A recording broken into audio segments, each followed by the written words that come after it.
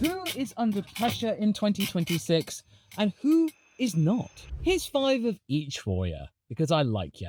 I don't like you enough though to do 6 of each. We've still got some ways to go on that one. And also I'm doing this because I'm still out of town, so ease up, we will be back to normal service on Tuesday. So let's begin with a driver who is under pressure, and then a driver who isn't, and then go from there. And by the way, these are in no particular order. So starting off with Lewis Hamilton. His pressure is purely front-runner energy. You go to Ferrari to win, and not to build. You should have already had that ready to go. And 2025, yeah, I think it didn't meet that bar. By his own standards, this was the worst season of his entire career, because he didn't bag a win, even though many people point out the sprint one, and he wasn't even able to bag a podium. A couple of fourths for his treble, but no P3s at the very least, whereas Charles Leclerc was able to get quite a few of them. Although, like Lewis, a win did elude him. And the adaptation to Ferrari machinery, even though there were allusions to the idea that Ferrari had bent over backwards to make his arrival a little bit more comfortable, didn't live up to fruition. Clearly, whatever Ferrari decided to do between 24 and 25 didn't cut the mustard. And we might get a situation where the SF25 may be remembered as fondly as the SF1000. And if anyone knows what the SF1000 is, you'll get what I mean here. Let me know if you want me to make a video about that topic, because it is worth discussing. Will last year's Ferrari be as badly remembered as the 2021? No, not the 2021 one, I mean the 2020 one. But then having said that, there are some causes for hope in 2026. For starters, Riccardo Adami, his race engineer from 2025, he's out, he's off somewhere else in Ferrari. So we're going to get somebody else who may be able to understand the task ahead of him in trying to ensure that Lewis Hamilton has somebody who he can actually communicate with and doesn't get under his skin and cause yet more problems and frustration, because that was a very big source for what Lewis was having to go through. And yes, this was going to take time, and I certainly didn't think he was going to quit after 1 year, and it turns out that he didn't. There are some changes being made in the background, it's just going to take a little bit of time. But then again, removing that engineer does remove a comfort blanket for Hamilton, in that there are less excuses going his way, and he does actually have to step up and make something different with these brand new cars, because we've known for years now that the ground effect cars were not Lewis's jam, him especially being bad at qualifying. Now though, it's a completely blank slate where everyone is in the same playing field, and if Lewis can't step up to the plate with these brand new cars, which are lighter and therefore, in theory, more ideally suited to his style, then who knows what may happen in the following year. Will Ferrari want to wait yet another year and pay him $100 million for the privilege? The questions will be sharper. Is the decline real, or was last year just a one-off, due to car and process and execution? Add in the constant comparison with Leclerc as well, and the reality is that Ferrari's patience is always shorter than its history suggests, and the pressure becomes unavoidable. But a strong 2026 does turn the narrative around into a masterstroke late career move, perhaps. Even if it doesn't get a world title, it certainly would buy him another year's worth of time to see more of his plans come to fruition. But yeah, another struggling year may turn into a situation going, what on earth happened here? Could we see a jaded Lewis Hamilton akin to what happened with Damon Hill around Jordan, where he just simply wants to be done and dusted with Formula One and exit mid-season but can't? There may come a time where, if it turns out the Ferrari engine is not powerful enough to mount a championship bid, then Charles Leclerc may decide to try his luck somewhere else at a team that might give him more means to try and fight for a world title, because Ferrari hasn't come up with the mustard for several years now. Whereas with Lewis, oh, absolutely. He'll be more than happy to wait and make the most of the fact of that gap in power to then cede control for himself. Power would come his way by default, and therefore a little less pressure. But then another Ferrari driver who has no pressure at all is Oliver Bearman, his fellow compatriot. He's in one of those few sweet spots on the grid where expectations are clear and real, but they're also aligned with where he is in his career, his sophomore season. He's already contained a standout moment thanks to his 4th place in Mexico, and Haas's targets for 2026 are not exactly intimidating. Just keep it up and convert opportunities into points. Maybe trying to not incur the wrath of the stewards as often as he did in 2025, where arguably it might have actually cost Haas an opportunity to at least have finished in P7 in the Constructors, because that was a real bugbear, with Oliver Bearman now on 10 penalty points, the most out of anyone on the grid. So if there is any pressure to be had toward Oliver, it's of the productive kind, as in to just keep on doing what you're doing and live up to what you were able to do in 2025 to hopefully mount a situation where you can bring Haas further along with their relationship with Toyota. Or if it turns out that Ferrari are getting a little bit too uncomfortable with that particular arrangement, if there is a space available, be it from Charles leaving or Lewis leaving or both, they're going to need somebody to fill in the gap. And Oliver has been long touted to be the successor of either one of those drivers. So a call up to the senior team? Absolutely. So there might be some pressure in that regard, but then there is also no pressure because of job security. He's good. He's absolutely fine. But that doesn't mean he can relax 100% though, even with that ejector seat afforded to him, because there are a lot of things to take into consider because he's up against a very solid reference point in Esteban Ocon. And, as we've seen, F1 does punish repeated errors, especially with a race ban, which will be a black mark on his career slate. But the scale is crucial though, because he isn't being asked to carry a factory team or beat a title contender yet. No, he's just being asked to refine his craft, and the peaks will come. It wouldn't surprise me if Bearman does mount an attempt at maybe securing Haas's first ever podium, and if he does, that will be a standout moment in his own history and a whole team's history. So in relation to other people on the grid, his pressure is relatively low. He's just fine. But another driver who is under pressure is, of course, Alex Albon. And the kind of pressure that he's dealing with is the rising team squeeze. That he's certainly done his time with Williams, and Williams will certainly remember his contributions to that team fondly. But is he the right kind of driver to have if they continue to upwardly trend? I know that may seem harsh, but I still remember 2024. That definitely gave him the heebie-jeebies when Franco came on song that quickly, after not really being bothered by Nicky Latifi and Logan Sargent. And when a midfield outfit starts to climb, the tolerance for good effort shrinks, and the internal comparisons get sharper, despite the desire to remain as apolitical as possible, the Williams team. At least when it comes to their drivers. And next year is a real opportunity. We've been talking about this for so many years. This has been James Vowles' main purpose with this team. And that therefore shifts what Albon will be judged on. When your teammate is Carlos Sainz, it is going to be a really big yardstick. And even though Alex did outscore Carlos, thanks to the fact that Albon just absolutely nailed the start of the season, whereas Carlos didn't, by the time he got to the end of the season, it had sort of flipped the other way around.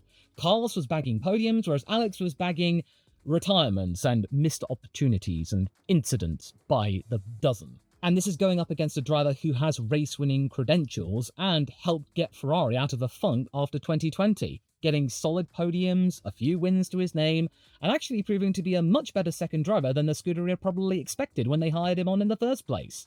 Now over at Williams, he is the darling of that team, and whilst Alex certainly has his place within that team, there is going to come a point where Williams will start to really gain the attention of other drivers on the grid, and Alex will really have to weigh himself up against those factors and justify his continuation with that team.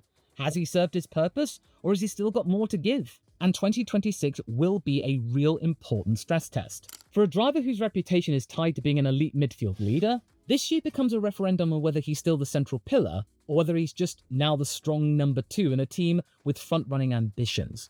This pressure is all about authority and influence, and of course leverage, because he has got a contract to try and extend by the end of the year.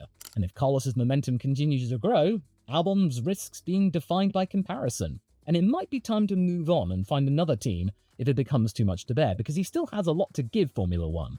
There's still a Thai Grand Prix to sort out. Another driver who has no pressure is then Nico Hulkenberg, because his pressure profile is unusually calm because of timing and role. And you might be wondering, well, of course he's under no pressure. He's not out of a job by the end of the year, Law. No, the point is, though, is that we're looking at what's going on with Audi and what Nico was able to contribute with Sauber in his very first year. There was a lot of talk about Nico having a similar perk to what Kimi Räikkönen had at Lotus, a bonus of $50,000 per point accrued. And he's talked about if he can be around in 2030 and he feels up for the job, he'd love to remain with Audi. And that kind of commitment is something that Audi will take notice of. And if he gels well with Gabriel Bortoleto and they continue to gain progress, I really don't see that team changing their lineup anytime soon, because these two drivers are really good. And I'm quite sure that Nico, after putting in all of that service by 2030, he would like to at least try and have a dab hand at winning some races. Yeah, that'd be great. Because right now, he is the stabilising factor in that team. And Bortoleto will contribute some element of that as well as he gains more experience. But right now, he is still a young driver trying to prove what his specialties and qualities are. And so far, I'm seeing He's a bit of a quali merchant, matching Nico over the course of the season. Not bad. But yes, he is a known quantity who can be trusted to extract clean weekends and communicate clearly. That does lower the existential pressure. He's there to help Audi become a team that can beat its direct rivals consistently as the project continues to grow. As long as he remains sharp, he's absolutely fine. Audi's position will protect him. That is why his pressure is low relative to his position in the field. Even if Gabi starts to show up a little bit more regularly, I think what the German mull is able to do right now is not too shabby. I've got no bad words to say about him. But then we've got to talk about the elephant in the room. Isack Hadjar. He is a man under pressure, and this kind of pressure is a slightly different kind, in that there is no pressure at all coming from the team that he is occupying, Red Bull Racing. In fact, Laura Mekies has gone on the record to say they are offering 360 degrees of support toward the Frenchman. But then having said that, though, it's a Frenchman backing up a Frenchman, so well, of course he would have. But the main pressure here comes from the external side of things. The media, us, the creators, us conditioned into thinking about the second seat curse and that Isack is just yet another casualty in waiting, a dead man walking. His pressure driven by narrative-heavy stories and amplified by where he sits, being the driver next to Max Verstappen in a global stress test.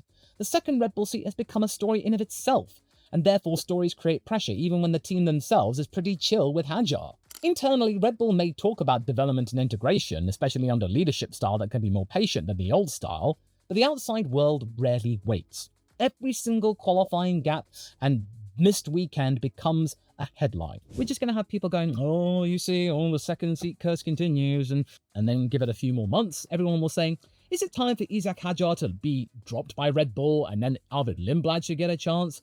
It's something like a self-fulfilling prophecy, as in the media is expecting it, but the team is seriously trying to make big efforts, concerted efforts, to assuage all that. And I really believe that can happen because not only is Christian Horner gone from the operation, Helmut Marko, the guy in charge of the junior program, is gone. So it's my mission throughout 2026 to try and end the second seat curse. And I know that many people will call me out for what I said about Checo a few years ago when I was just starting out.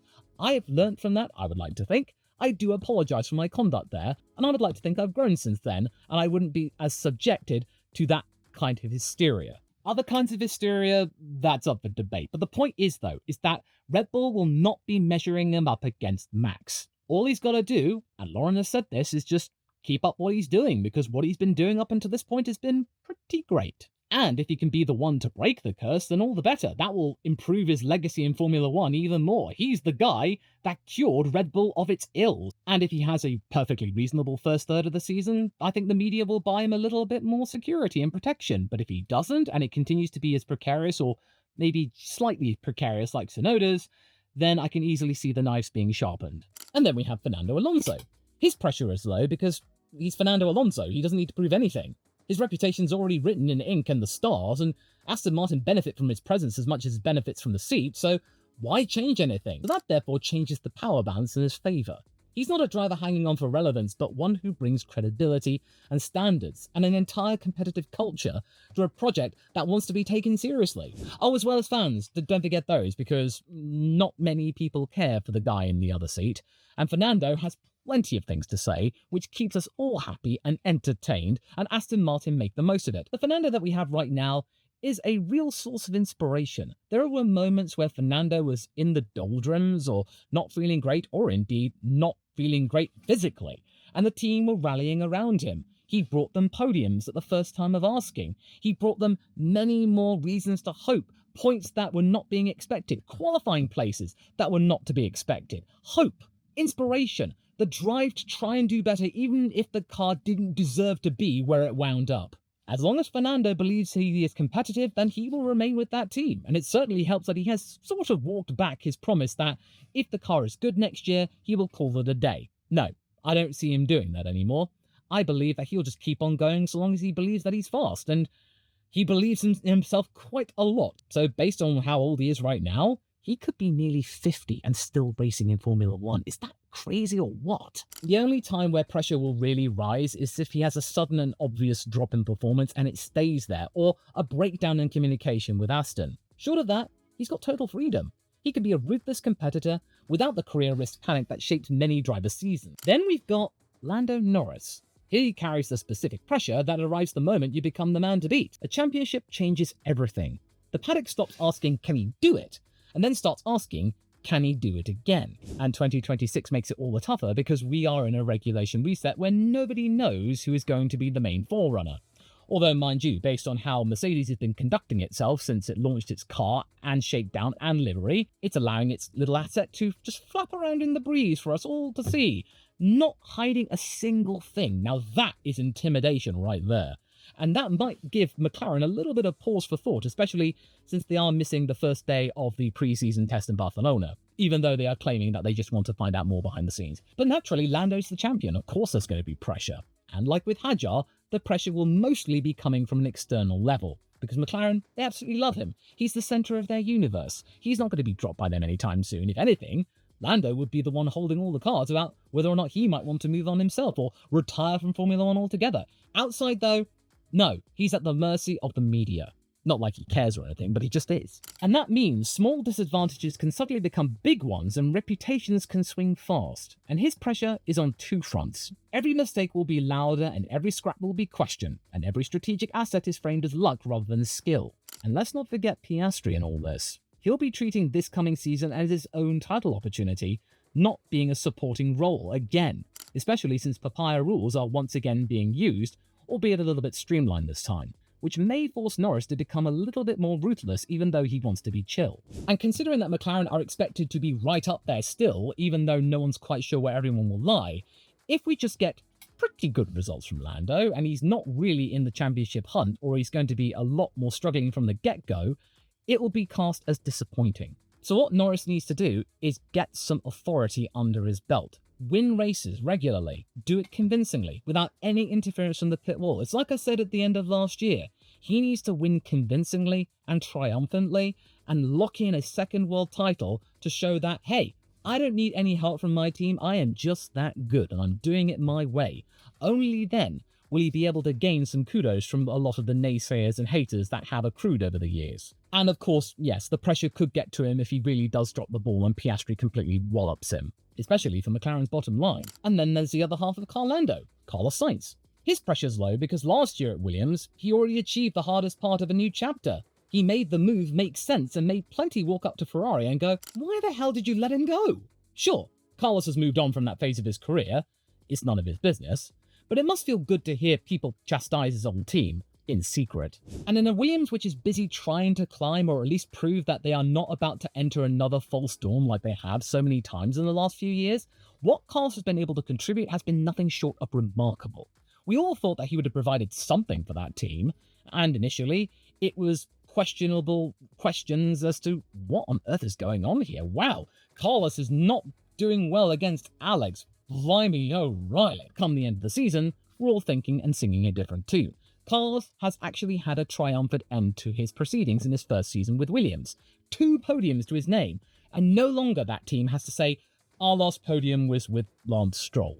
So him already up there and bringing both Williams drivers into the top 10 of the 2025 championship, that's already kudos right there. So next year, it'll all be about ambition. And of course, showing that last year wasn't a fluke. Williams have a lot to owe Carlos in terms of bringing them hope and inspiration, and that many more years could be afforded to him since he's absolutely devoted to the team now. There is no question. He wants to remain at that team for as long as possible because he gels well with them. We saw it throughout 2025. He feels relaxed. He feels chilled. A little bit unhinged, which is his actual star. I mean, come on. His spirit animal is a unicorn. Could you imagine that happening at Ferrari? No, you can't. He's not judged against a generational superstar in the same car, but on leadership and whether he can keep dragging big weekends out of a midfield fight. Now he's acclimated properly, and in a car for this year which will have his DNA all over it. So much more forgiving than he had at Ferrari. Because Williams is trying to redefine itself and Carlos is right at the heart of that movement. Yes, there will be pressure to perform, because Alex could easily step up as well, but it's constructive pressure, not existential pressure. And then, of course, there's always Lance Stroll. He can never be discounted for being under pressure, because his is unique, because it's less about his contract and more about legitimacy. He's in a team currently that wants to become a serious contender rather than just a cool story, bro, because They're amassing so many talented engineers. They've got Adrian Newey. They've got Honda in as their works partner. They've got a huge facility, which is really impressive, legitimately impressive. And then you got Lance Stroll, approaching a decade in the sport with no wins to show for it, and only a smattering of podiums and a smattering of decent performances, especially when it's wet. Not exactly the best calling card for the most experienced Canadian on the grid, or in the entirety of Formula One history. A lot of the pressure will be coming from internal factors, and yes, I know, Papa Stroll, his dad, is right there. He could be his best supporting shield. But the fact is, though, is that there are so many more fingers in the Aston Martin pie that his father's voice carries less weight than it used to when it was known as Racing Point, or the early days of Aston. Because if he doesn't deliver in 2026, the second seat will no longer be a protected space and will revert to the same old performance role that has to justify itself. Lance can relieve pressure in ways by closing the gap to Alonso, avoid creating operational turbulence and drama, or causing scorn towards the team, or drain points from a team that hopes to try and break into the front-running pack. Failure in either direction grows the "this is holding us back" sentiment, and Adrian Newey, he is very keen on having his say regarding driver lineups, so it does make it harder to manage than external criticism in that regard. But there is a way out of this which can hopefully relieve the pressure in terms of bringing the results. If he can do that, if he can have solid points finishes consistently throughout the year instead of starting off strong and then fading away spectacularly, only to then rise again and then fall again hard, just keep it on the straight and narrow, then that might give him more comments internally thinking, oh, yeah, okay, all right, it's not great, but it's progress. And therefore 2027 could be something that can be built upon even further, either with Fernando by his side, or maybe someone else. But nevertheless, in a team that is desperately reaching for the front, he is under a lot of pressure from many factors. I'm not even bothering with the external factor because we already know that at this point. And then there's Esteban Ocon. His is low because his role at Haas is clear and valued.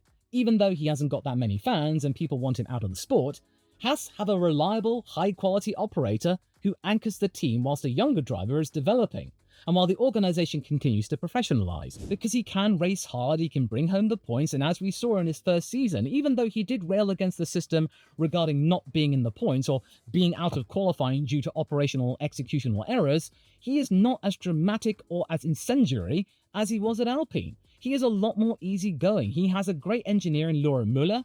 Ayo Komatsu, the team principal, adores Esteban and values his contribution. And the whole team is looking upwards, and Esteban has found himself a really solid platform for the next couple of years.